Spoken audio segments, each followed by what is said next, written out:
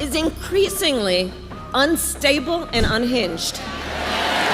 And he is out for unchecked power. That's what he's looking for. We have the worst president and the worst vice president in the history of our country by far. And let me tell you, she is worse than him. Donald Trump and J.D. Vance, they see things differently.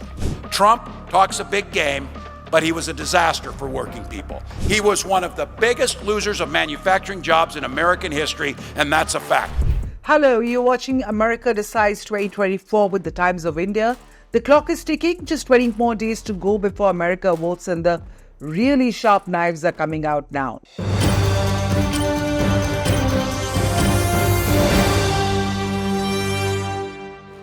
We told you yesterday about how the latest polls showed Trump closing the gap with Harris in the race to the White House, and how the Democrats are worried.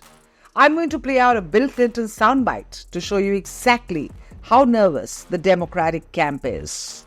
But you have to realize it is literally possible that the whole election could be decided here. That's right. It is possible. Yes, it is. There are 7 states where the election is too close to call. We could win them all. And we could lose them all. We've started early voting tomorrow, right? And if you look at all these recent Georgia elections, they've all been close because we fought hard. I mean, they tried to rig the rules away, so it hurt us. And there have been some new innovative efforts in that regard, trying to rig the rules away from us. But you did well. We won in 2020. And you got Raphael Warnock and John Ossoff in. And we did it because, not just because we did well in Atlanta, but because where there was an opportunity anywhere outside Atlanta, we punched above our weight. So that's what this election coming down to. If you want it bad enough, you can win it. And you'll be proud of yourself for the rest of your life. So now they say we have the power. That's right. We do. We do. To change the weather.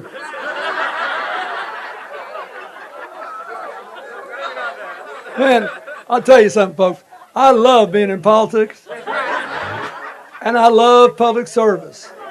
But if I had had the power to change the weather, I'd have been in a different line of work.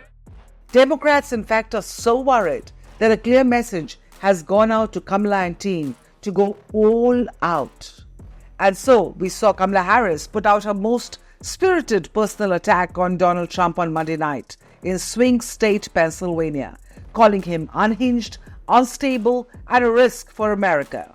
Donald Trump is increasingly unstable and unhinged.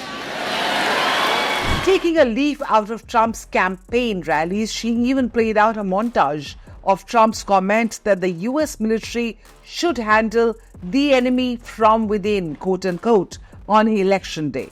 Watch this. Donald Trump's worldview and intentions. Please roll the clip.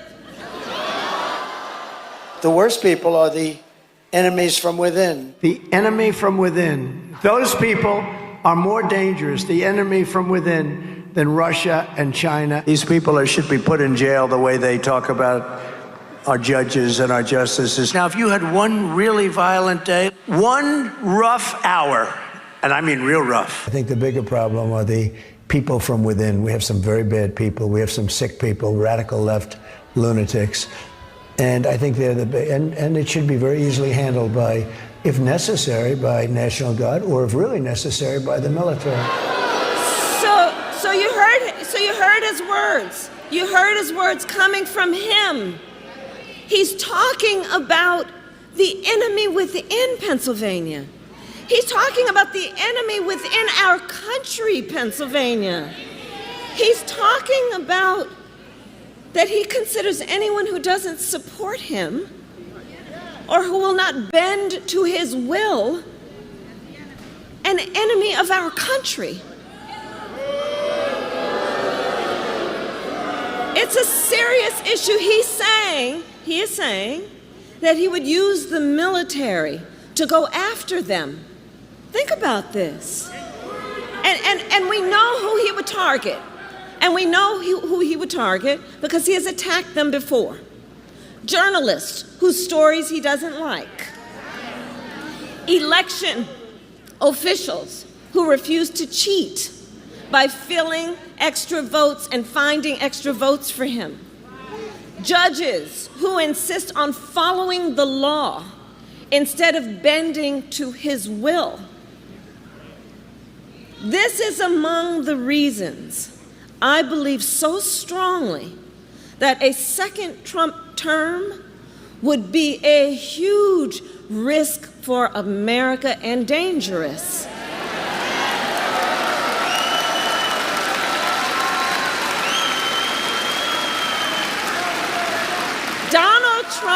Donald Trump is increasingly unstable and unhinged. Harris's campaign has also just released a new ad. It features Trump repeatedly invoking the phrase "the enemy from within" on the campaign trail. Now, the 30-second ad includes two former Trump aides, Olivia Troy, who served as an aide to former Vice President Mike Pence, and Kevin Carroll, a former Trump Homeland Security official. Question is Donald Trump dangerous for America? Well, the left liberal media would definitely have us believing so, and so would Donald Trump's extremely trigger-happy social media fingers. But is Trump really bad for America and the world? Well, here's a look at what the Trump camp claims. For starters, Trump supporters say that runaway inflation that most Americans are dealing with today was not there in the Trump era. America did pass the largest tax cuts in history under the Trump administration. And pre-COVID, U.S. had the lowest unemployment rate in 50 years. Secondly, while Trump may be pandering to his voter base with claims about pets and dogs being eaten, it is true that Springfield has a genuine Haitian immigrant problem. Trump supporters say that the Biden-Harris administration's open border policy has ensured that thousands of illegal immigrants have moved in, putting pressure on housing, jobs, and resources. Thirdly, the world was not on fire during the Trump era. Whether people like Putin, Kim Jong-un, or even Khamenei were scared of Trump or simply did not know how to deal with his unpredictability, we don't know. But what we do know for sure is that Russia did not invade Ukraine. Iran was much further away from building a nuclear bomb than it is today, and North Korea was closer to being brought into the global mainstream. Middle East, which is burning right now, in fact, had got the historic Abraham's Accords that had already normalized ties between UAE and Bahrain and Israel, and would have done the same for Saudi and Israel if things had not gone to hell. Of course, there is the other side of the coin too. The specter of January 6th Capitol insurrection is likely to haunt Trump on the ballot box. There are many who fear the worst if things do not go Donald Trump's way come November 5. I'm now joined by David Dunn. He's the professor of international politics at the University of Birmingham. David, sir, thanks for joining us. Do you believe that Donald Trump is a risk and is dangerous for America, and why is that so? Well, there are several aspects to answer this question. First of all, what democracy is essentially about is the peaceful transfer of power and an appreciation that the process is more important than the result. So even if you just don't like the result of the election, you accept that result because you accept the importance of the constitutionality of the governmental process. Donald Trump is somebody who has never accepted the results of the election, and as a consequence of his disputation of the results, he has brought the legitimacy of the electoral process in America into question. So we have large sections of America who no longer believe that their political system and their democracy is fair, works properly, because he has undermined authority and trust in that. The second aspect of this is that were he elected, he plans to actually grab a huge amount more power to the presidency away from the other branches of government. He plans to replace 50,000 civil servants with people who are loyal to him. And that loyalty also demands that they accept that he won the 2020 election, that they support abortion, and they support a variety of other positions that he has taken. So already you are picking people who are going to be loyal to him and not the Constitution. In terms of the economy, the American economy, statistics show that they were doing much better in the Trump era than they're doing now. You know, on the grounds of inflation, on the grounds of, let's say, tax cuts, on the ground of unemployment, job growth, all of that. How do you think that how do we reconcile that? Well, that simplistic analysis that actually, if you read across who's in the White House and how the economy is done, is certainly how a lot of Americans look at it. But the reason why Trump had a booming economy was a consequence of the policies put in place by Barack Obama following the 2008 financial crisis. The reason why Americans are hurting through inflation is that the global economy came to a standstill as a consequence of the pandemic. It's no surprise after the pandemic that inflation has had an impact on the American economy. It's nothing to do particularly with who's in the White House. It's to do with the cycles of economic activity and the impact of the pandemic, and the fact that, as you say, economic activity came to a halt. The supply of activity of goods and services was limited. And when they're limited, that's inflationary. So the simplistic idea that actually, if you get Trump in the White House again, it'll go miraculously back to where it was by virtue of the fact that he's there, doesn't bear any resemblance to the facts. What Trump is planning to do is, and a whole variety of things, will be massively damaging to the American economy. He plans to deport 20 million illegal immigrants. Half America's food is grown by those immigrants. If you kick out 20 million people from the workforce, that will be massively inflationary. He also plans to put 20% on all tariffs, all imports into America. That will put the prices up by at least 20%, let alone the retaliation you get by having a trade war as a consequence of such a blanket tariff policy. He also plans to give more tax cuts to the rich. That will, again, independent analysis said that will double America's national debt compared to what Harris would do. So there are many things that he promises to do which would be massively damaging to the economy. Number of illegal immigrants into the United States, and there seems to be quite a number of Americans who are buying into that logic of illegal immigrants driving up housing costs, illegal immigrants driving up unemployment, crunch on resources of America, which otherwise would have gone to the American citizens. How do we reconcile that? Well, they're buying into that because you have one of the main parties telling them that the reason why there are no houses is because there are illegal immigrants. The reason why there are no houses is America hasn't built many houses in the last 2 decades.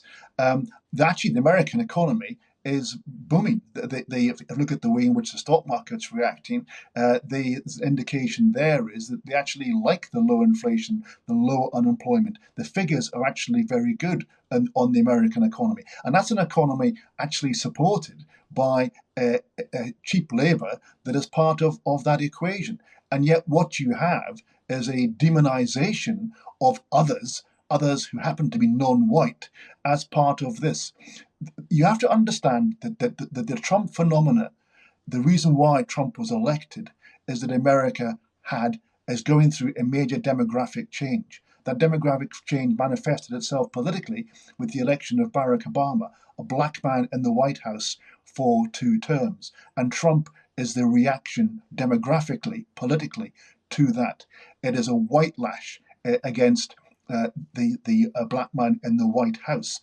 It is the phrase "Make America Great Again" is primarily "Make America the 1950s again," and the subtext of that is "Make America a vision of a society where whites were dominant in every institution." And so that there is an element of this which is motivated by race, and the immigrant crisis, as so called, is a large part of that. These are people who actually contribute largely to the American economy, the American success story of that economy, but they're demonized and they're accused of eating cats and dogs in Ohio by Donald Trump and other things as a way to portray them as some way lesser citizens, less valuable than white citizens. How about the world? What would a Trump presidency look like for the world at large? But more broadly internationally, what the stakes are here is that you have an election between Harris, who is offering continuity with Americans' previous foreign policy consensus over the last 70 years, or an actor in Donald Trump, who is likely to tear up the terms of trade, imposing tariffs across the board, abandoning attempts to tackle global warming, and instead drill, baby, drill for more oil and gas, and at the same time as that, abandoning support for Ukraine and letting his friend Vladimir Putin, who he phones on a regular basis, we're told, to do whatever the hell he likes, to quote him, in terms of actually the way he behaves towards his neighbours. So there is a real question at stake in this election between two very different visions for America's engagement internationally. Thank you so much for speaking to us, Mr. Dunn, and sharing your views there. Be that as it may, after 4 years of Biden-Harris, Trump's America First messaging is clearly resonating with a large section of Americans. Nate Silver's 538 latest poll of polls has Harris ahead by only 2.4 points, which makes this election almost impossible to predict.